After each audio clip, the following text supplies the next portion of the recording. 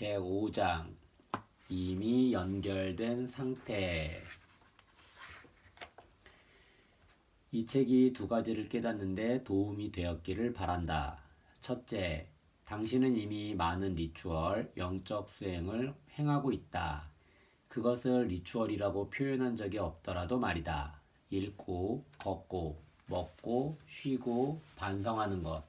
이 모든 것이 당신의 관심과 보살핌을 받을 가치가 있는 타당한 행동이며 깊은 연결을 이룬 삶의 토대가 될 수 있다. 둘째, 당신이 과거의 전통을 새롭게 해석해서 현대적인 관행을 향상시키고 옛것과 새것을 창의적으로 결합시킬 수 있는 권한이 있다고 느끼길 바란다.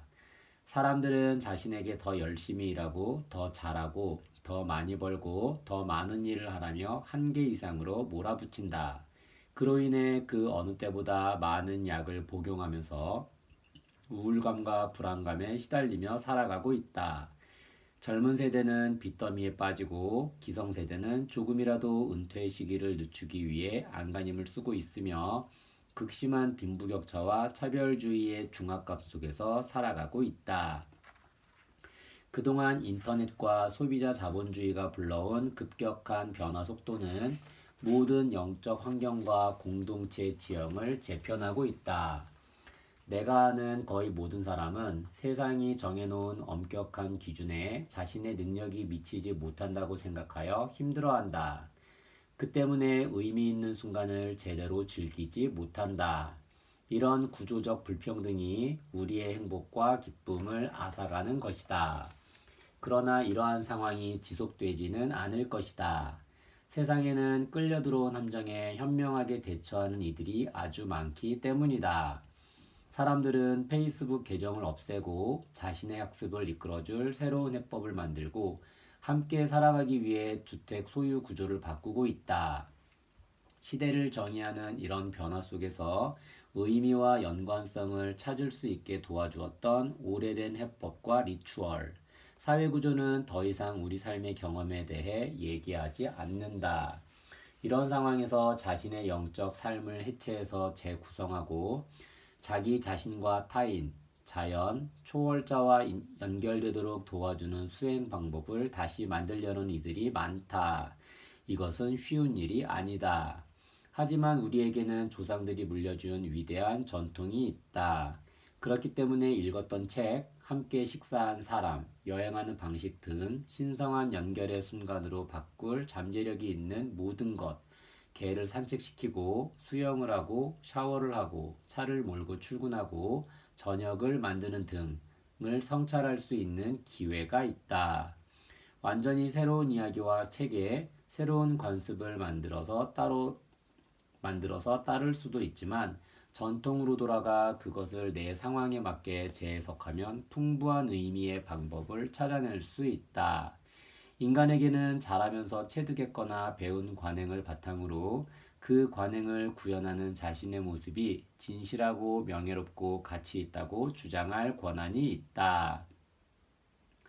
인생 규칙 실천하기.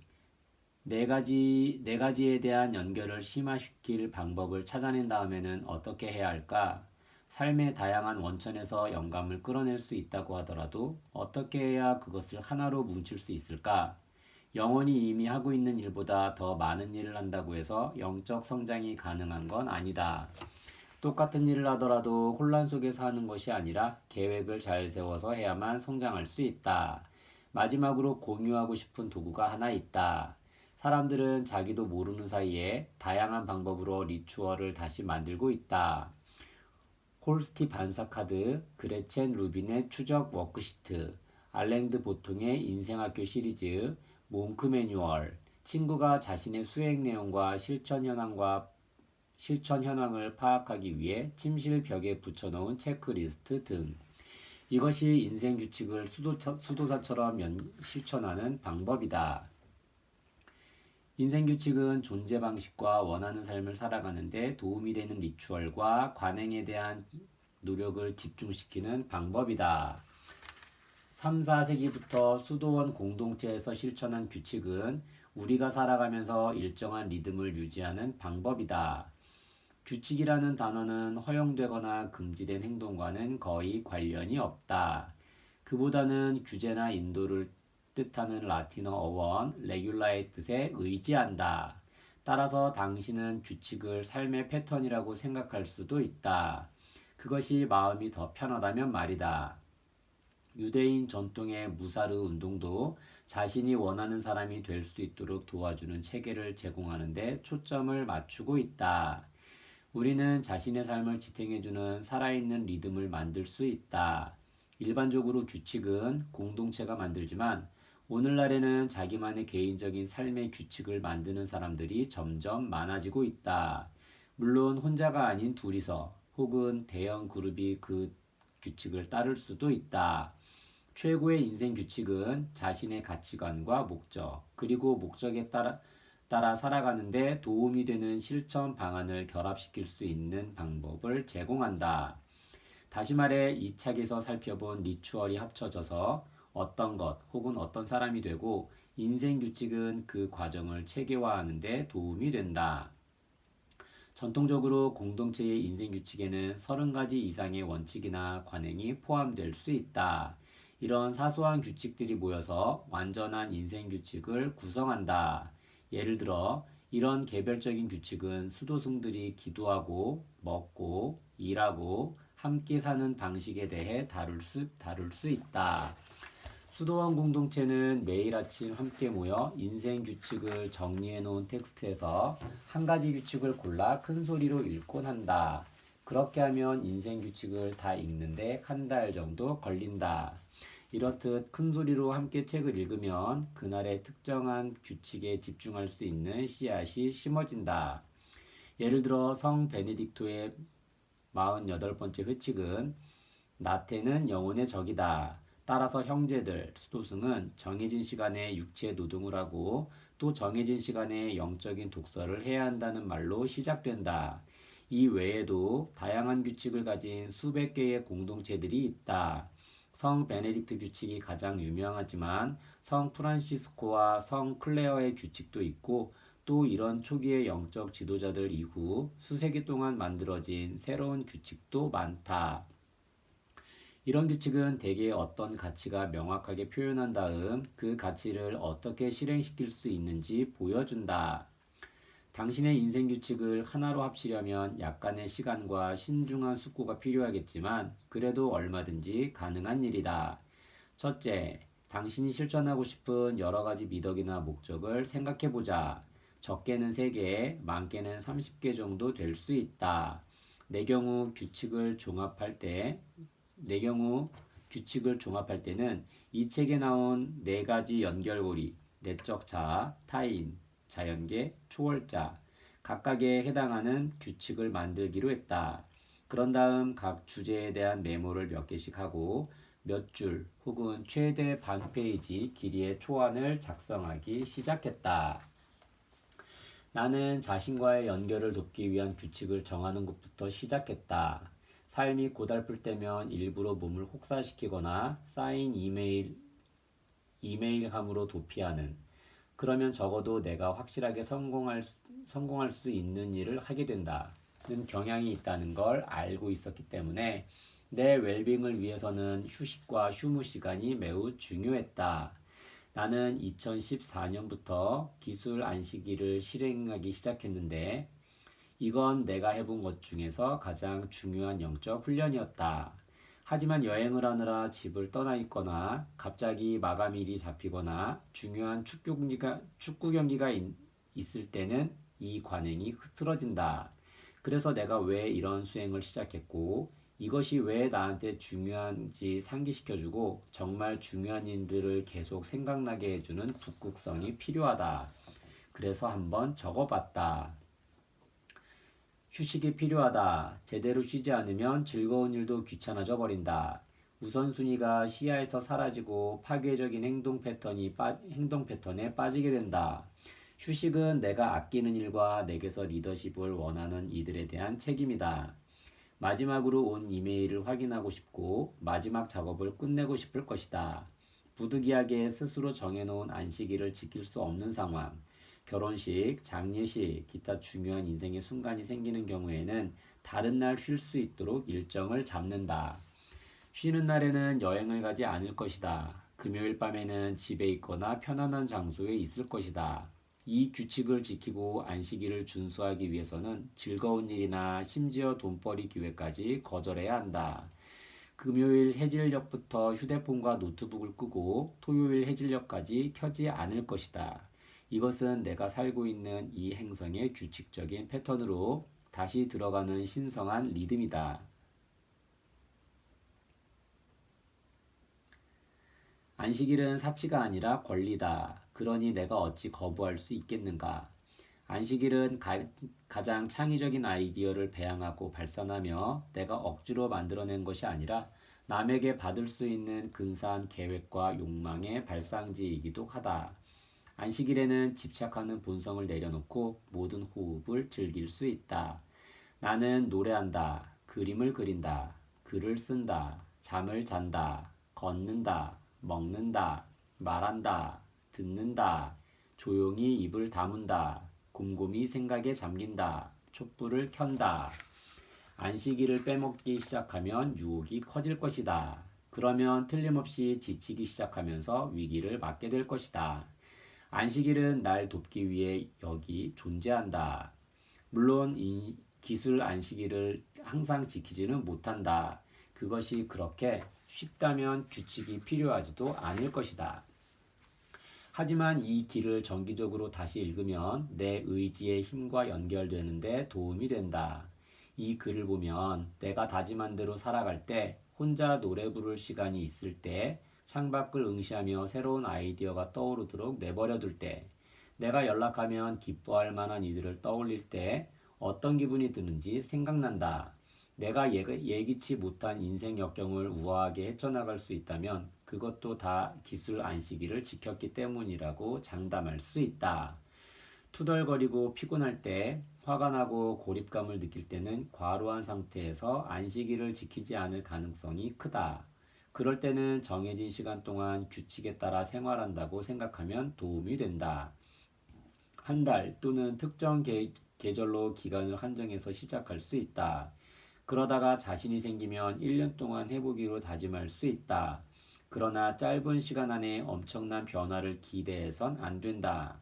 앨런 모리니스의 책 일상의 거룩함에 나오는 라피 심카 지셀 지프의 말처럼 인간의 심적 변화는 평생 동안 진행되는 일이고 그래서 그 일을 하기 위한 일생을 부여받은 것이다. 원하는 규칙을 썼으면 그 목표를 바로 실행에 옮기기 전에 먼저 해야 할 일이 있다. 나의 규칙을 누군가에게 보여주면서 검토해 달라고 하자. 나는 평소에 신뢰하던 현명한 사람 한 명에게 그 규칙을 보여주면서 내가 쓴 내용 중에 우려스러운 부분이 있으면 알려달라고 했다. 이런 방법을 쓰면 자기가 원하는 모습대로 살지 못한다고 자신을 질책하는 수치심에 덫에 빠지는 걸 피할 수 있다. 영적 지도자나 수도자처럼 영적 수행을 심화할 때 다른 사람들과 동행한 경험이 있는 이와 연결되는 것은 도움을 얻는 아주 중요한 방법이 될 수 있다. 당신도 이 책을 읽으면서 이미 실행하고 있는 방법에 대해 생각하거나 고대의 지혜를 일상적인 습관에 접목시킬 방법을 궁리했을 것이다. 인생규칙은 그런 모든 것을 함께 유지하는 데 도움이 된다. 단절의 시대에 이것은 당신의 개인적인 연결고리가 될 수 있다. 인생규칙은 당신의 마음을 열고 정신을 고양시키는 말을 계속 되뇌이면서 자기 자신과 다른 사람, 자연계, 그리고 살아있다는 위대한 신비와의 내재된 연결고리를 일깨워 줄 수 있다. 노력으로 완성되는 리추얼, 습관, 기술 문명에서 벗어나 휴식을 취하는 것이든 다른 사람과 함께 식사를 하기로 결심하는 것이든 을 확실하게 드리기 위해서는 어느 정도는 엄격한 노력이 필요하다. 영적 수련은 쇼핑이나 호화로운 스파 데이트가 아닌 운동처럼 느껴져야 한다. 농구든 시쓰기든 어떤 연습을 시작할 때 나를 가장 중요한 것과 연결시키는 효과는 신뢰성에 달려 있다. 안타깝게도 명상 쿠션에 앉거나 펜을 들기 가장 싫은 날이 바로 그런 수행이 가장 필요한 날이기 때문에 마음 느낄 때만 연습을 한다면 소기의 목적을 달성할 수가 없다. 달라이라마는 평소에는 하루에 1시간씩 명상을 하지만 특별히 바쁜 날에는 반드시 2~3시간씩 명상을 한다는 유명한 얘기가 있다. 분명히 말하지만 이것은 어려운 일이다. 나는 가족들 사이에서 일을 시작해놓고 끝내지 않는 것으로 유명하다. 하지만 영적 수련을 통해 원하는 결과를 얻으려면 시간이 걸린다. 매달 수여식도 없고 우수한 이들을 위한 우등 수업도 없다. 사실 내가 만나본 영적으로 가장 성숙한 이들은 세상에서 거의 알려지지 않는 이들이다. 성공을 위한 준비를 하려면 시간 제한이 있는 약속을 하는 것이 유익한 첫 번째 단계라는 것을 알게 되었다. 만약 내가 8주 7일 혹은 20분 동안 노력해야 한다는 걸 알면 수행의 가장 힘든 순간을 이겨내는데 도움이 된다.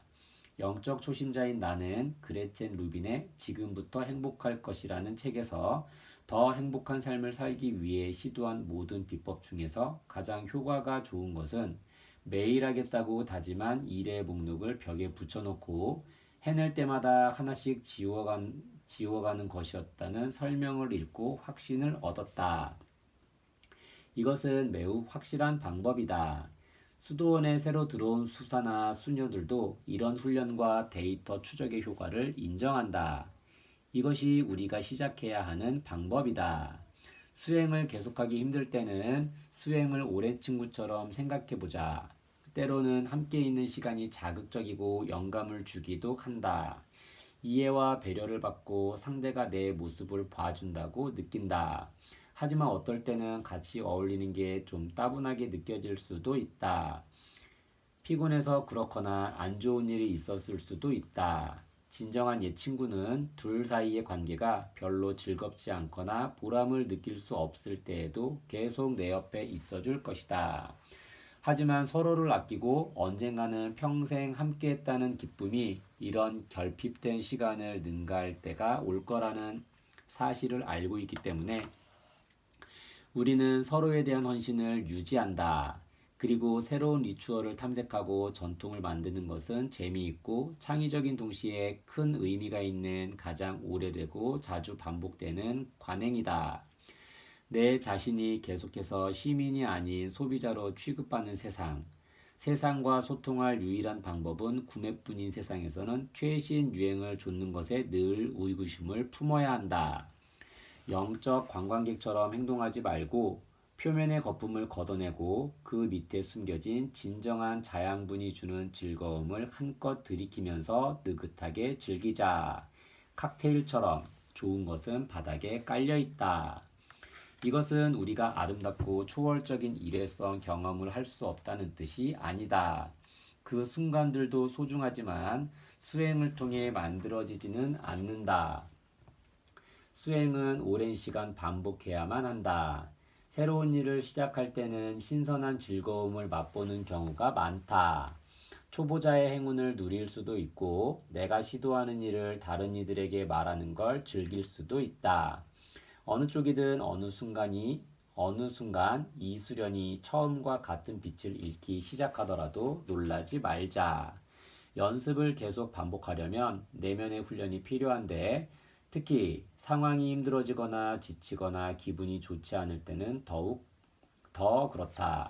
그래도 조금만 참자. 결국 내가 연습한 것이 나의 일부가 된다. 팟캐스트 해리포터와 신성한 텍스트를 200회 이상 녹음하면서 나는 오랫동안 무언가를 계속한다는 순수한 즐거움을 느낄 수 있었다. 비록 매주 똑같은 이야기와 똑같은 캐릭터를 이용해 똑같은 수련을 하지만 여전히 새롭게 발견하는 것들이 있다. 이 책을 몇 번이나 다시 읽고 블로그에서 애독자끼리 수많은 토론을 했는데도 불구하고 마법 세계에 자기가 아직 발견하지 못하거나 논의하지 못한 새로운 부분이 있을 거라고는 생각하지 못했다고 말하는 청취자들이 매우 많다.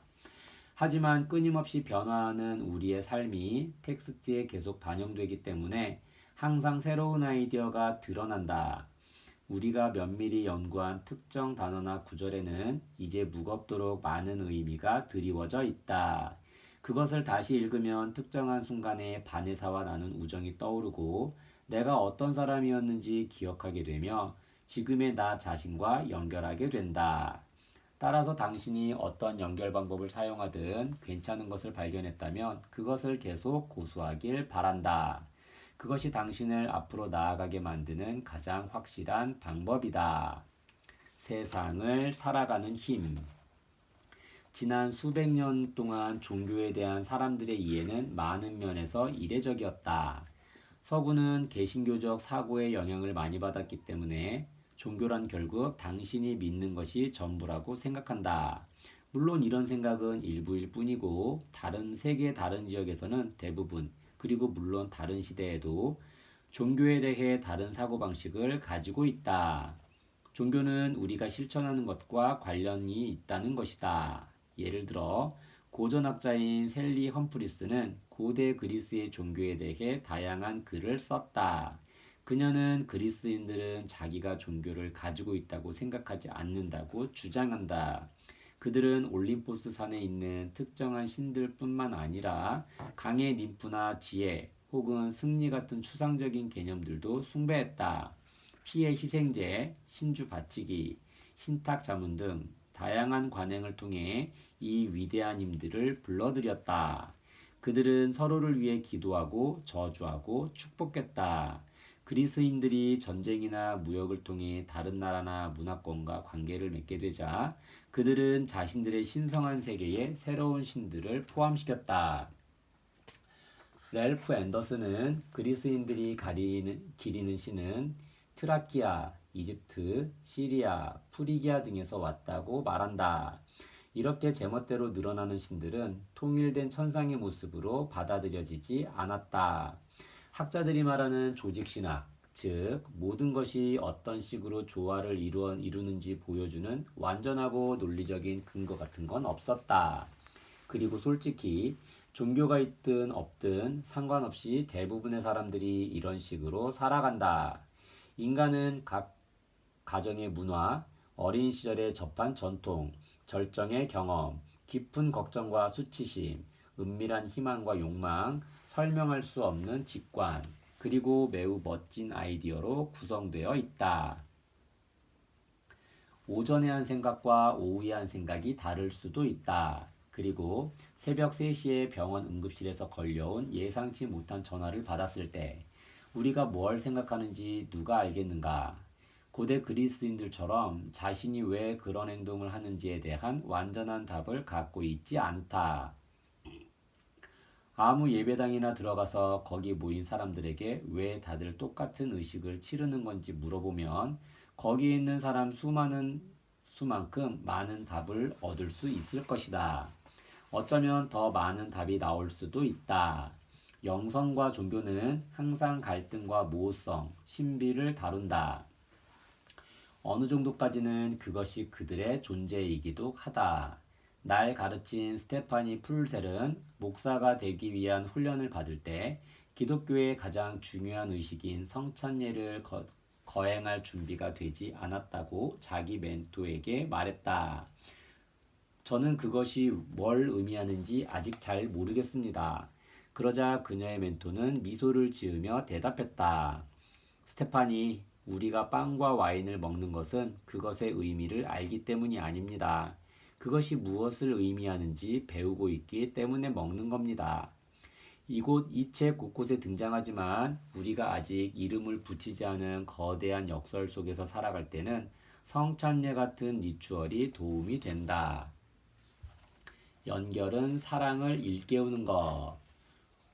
목표를 정하고 깊은 관계를 맺기 위한 방법을 실천하면서 갈망을 채워나가다 보면 어느새 이것도 해야 할 일 목록의 또 다른 항목처럼 느껴지기 시작할 수 있다. 심지어 우리가 사용하는 언어도 그런 생각을 뒷받침하는 듯하다.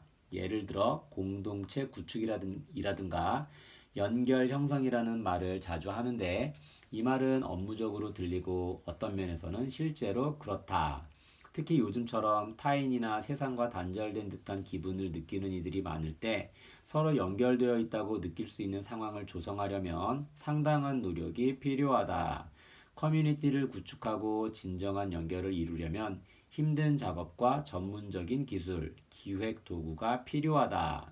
하지만 영혼의 요구를 인정하고 연결을 위한 공간을 만들고 고립을 치유하는 라이프 스타일을 추구할 때는 일보다 유기적인 성장에 중점을 두도록 재구성할 수 있다. 나는 이 개념을 성장하는 커뮤니티의 맥락에서 배웠는데 이것은 동료인 앤지 서스턴이 우리는 어떻게 모이는가 연구를 시작할 때 한 말이다. 모든 관계는 기계처럼 작동하는 게 아니라 자연 상태계처럼 상호작용한다는 걸 알고 있으므로 인간의 관계가 어떻게 깊어지는지 이해하려면 자연의 바탕을 둔 운율을 살펴보는 게 도움이 된다. 그러나 이건 단순히 성장하는 공동체에만 해당하는 것이 아니라 이 책에 나온 네 가지 연결 수준에 모두 적용된다. 우리는 연결을 제조하지 않는다. 그것은 나무처럼 시간이 지나면 자연스럽게 자란다. 성찰 과정을 기계화하고 수많은 앱을 통해 사람들을 만나려고 시도하기도 했지만 스피드 데이트 앱이나 게임화된 인센티브가 있는 명상 앱을 생각해보라. 이런 건 겨울에 핀 장미처럼 뭔가 강제적인 느낌이 든다. 우리가 자기 자신, 타인, 주변 세계, 신성한 존재와 연결되는 방식은 지구의 리듬처럼 계절을 거친다. 때로는 자기가 속한 관계에 암울할 정도로 무감각할 때도 있고, 관계의 씨앗을 심는 데 많은 시간을 할애했지만 보상의 꽃이 거의 피지 않을 때도 있다. 또 어떤 때에는 여름 과일이 가득 열린 과수원처럼 넘치는 사랑과 기쁨의 보상에 압도당하기도 한다. 대지처럼 인간도 심고 수확하고 때로는 휴경하기를 반복한다.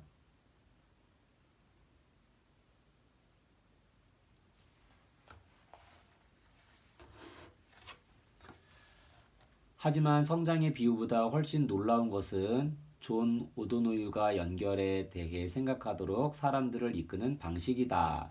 1998년에 녹음한 불교 교사 샤론 셀즈버그와의 대화에서 그는 이렇게 말했다. 나는 공동체 구축과 관련해 아무것도 믿을 수가 없다. 공동체 건설을 위한 프로젝트가 전부 잘못되었다고 생각한다. 공동체는 이미 존재한다. 존재론적으로 거기에 있다. 따라서 이 프로젝트는 각성에 더 가깝다. 그가 생각할 때 연결성이 기억되거나 드러나는 이유는 우리가 이미 믿을 수 없을 정도로 친밀하지만 눈에는 보이지 않는 방식으로 서로 연결되어 있기 때문이다. 그것이 바로 인간으로 살아간다는 것의 의미다. 이것이 연결이다. 우리는 다른 모든 것과 연결되어 있다. 우리는 어떻게 모이는가? 작업 전체에 이런 본질적인 진실이 기록되어 있다. 이 연구를 통해 증명된 것이 있다면 연결은 구식 개념도 아니고 사라진 것도 아니란 것이다. 우리 주변에서 계속 진행되고 있다. 내가 연구를 하면서 알게 된 가장 유능한 지도자들 중 상당수는 활기찬 공동체에서 자랐다. 목사나 랍비, 여름 캠프 책임자의 자녀인 이들도 많았다. 어릴 때부터 쌓인 공동체에 관한 경험이 그들의 몸속 깊은 곳까지 스며든 것이다. 그리고 공동체에 대한 그들의 현대적인 표현은 깊이 연결된 느낌을 기억함으로써 만들어졌다. 오도노유에게 연결이란 우리 삶에서 사랑을 일깨우는 것이다. 네 가슴속의 밤, 그건 네 안에서 새벽이 밝아오는 것과 같다. 한때 익명성이 자리했던 곳에 이제는 친밀감이 있다. 두려움이 존재하던 곳에 지금은 용기가 있다. 그는 이제 고전이 된 아남 카라에 이렇게 썼다. 인간은 태어날 때부터 깊고 거룩한 연결고리를 가질 자격이 있다는 것과 우리가 무엇을 하든 본질적으로 서로 연결되어 있다는 사실을 하루에 몇 번씩 상기해야 한다. 하지만 그게 사실이 아닌 것처럼 느껴지는 날이 며칠, 때로는 몇 주 혹은 몇 달 동안 이어질 때도 있다. 그럴 때 우리가 느낄 수 있는 건 외로움뿐이다. 다른 사람들 뿐만 아니라 자기 자신과도 완전히 멀어지고 평소에 느끼던 깊은 의미나 목적 의식도 사라진다. 신학자 폴 틸리가 쓴 것처럼 실존은 분리다. 그리고 여기 역설적인 비밀이 있으니 연결과 고립은 서로 연결되어 있다는 것이다. 내가 남학생 기숙학교에서 외로운 청소년 시절을 보낸 경험이 없었다면 지금처럼 깊은 유대감에 열정을 쏟지 않았을 거라고 확신한다. 단절을 겪어보지 않으면 연결에 대해 제대로 알 수 없다. 엄청난 공허함을 느낄 때 당신에게는 아무런 문제도 없다. 그러니 당신이 바꾸거나 고쳐야 할 건 없다. 하지만 해야 할 일이 한 가지 있다. 잘 기억하자. 둘 다 사실이라는 걸 기억하자. 엄청난 공허감과 영원한 연결, 완전한 외로움과 상호 의존적인 사랑. 그것이 우리가 살아가는 역설이다. 그리고 이 책에서 살펴본 모든 실천 방안과 이야기, 전략은 기쁨과 슬픔, 압도감과 무력감을 느끼는 순간에 당신이 이 사실을 기억하도록 도와줄 것이다.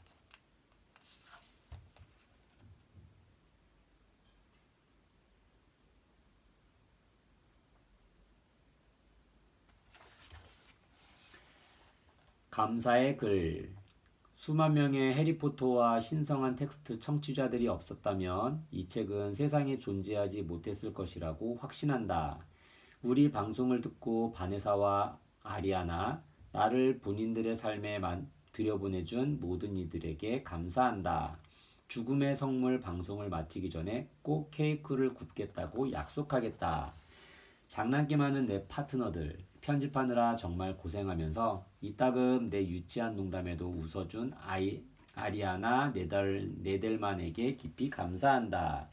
그리고 세상 사람들이 터무니없다고 할 때도 굴하지 않고 나와 함께 마법 같은 일을 이루어준 바네사 졸탄에게 마음 깊이 감사를 전한다.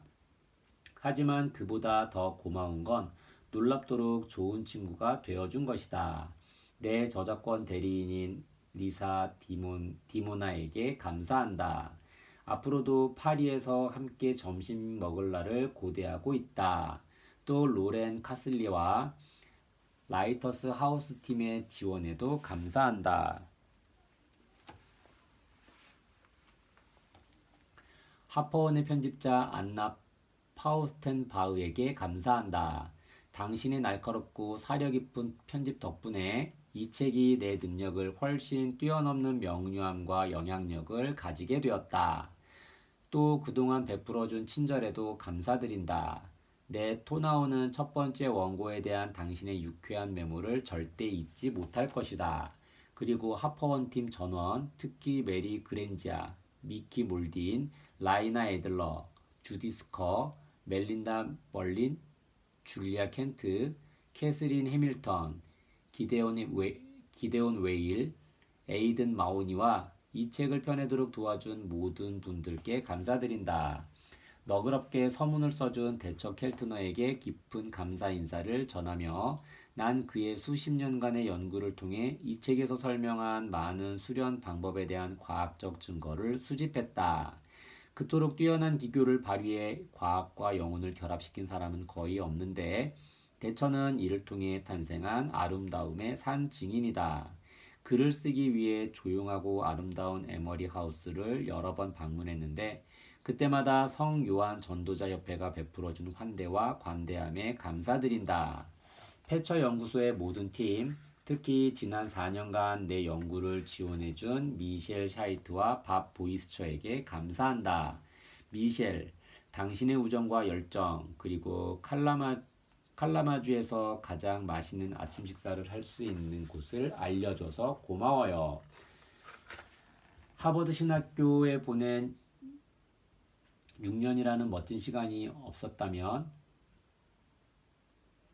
이 책에 나오는 대부분의 수련 방법을 알지 못했을 것이다.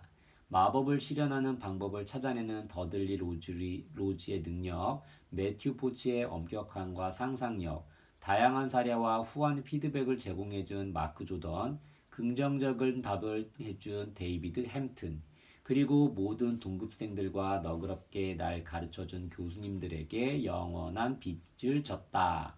나의 영적 생활과 지적 생활을 더욱 깊고 활기차게 만들어준 두 명의 성화 봉송주자들에게 특별한 감사의 말을 전하고 싶다. 먼저 내 연설을 듣고 항상 의견을 들려준 캐리 말로니에게 감사한다. 정식으로 내 교사가 되어준 적은 없지만 그에게서 얼마나 많은 걸 배웠는지 계속 깨닫게 된다. 그리고 물론 전통의 아름다움을 해석하는 방법을 알려주고 내가 자신의 영적 삶을 탐구할 수 있도록 내 등을 단단히 떠받치고 내 귀에 용기의 말을 불어넣으면서 자신감을 심어준 스테파니 폴셀에게도 감사한다. 그녀 덕분에 난 무한한 부를 얻게 되었다. 멘토와 교사, 예전 스승과 새로운 스승들에게 진심으로 감사드린다. 세스 고딘, 에릭 마르티네스, 레슬리, 켈 벨든, 번스 스탠필드, 낸시 암머만, 제프리, 길 랜들, 존 도르하우어, 캐롤 진, 닐 해밀턴, 수 모스텔러, 존 오도노유, 나디아 볼츠웨버, 리처드 홀로웨이, 카이 그레네발트, 소리테어 타운샌드, 브레네 브라운, 데릭 반 베버, 리처드 파커, 캐슬린 맥티그, 존 그린, 리처드 루어, 에이브럼 조슈아 헤셸, 헨리 나우웬, 파커 파머, 그리고 특히 샬롯 밀라는 런던으로 돌아오는 길에서 영적인 삶의 문을 다시 열어주었다. 나이가 들면서 인생은 우리가 만나는 사람들, 그리고 그들과 함께 만들어가는 것들이 중요하다는 걸 배우고 있다. 나와 함께 여행하면서 함께 많은 걸 만들고 있는 이들의 우정에 감사한다. 힐러리 앨런, 캐롤라인 하우, 조나단 크론스, 아리엘 프리드먼, 제이미 헨, 모리사 소벨슨 헨, 잉그리드 워너, 밀라 마지치, 데니엘 보킨스, 마리아 에거스트롬, 니콜라스 헤이스, 에리카 칼센, 앤드류 브래들리, 티티안 팔라치, 로렌스 바르너 2세, 애덤 호로비츠, 레넌 플라워스, 앨런 웹, 사라 브래들리, 줄리안 홀트 룬스타드, 젠 베일리, 릴리아나 마리아 퍼시 루이즈, 요부